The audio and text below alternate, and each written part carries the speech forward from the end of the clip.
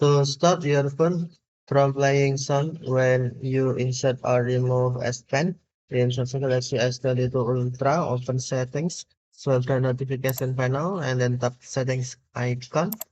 Scroll down settings screen, find advanced features, and then tap advanced features, select S Pen, scroll down the screen,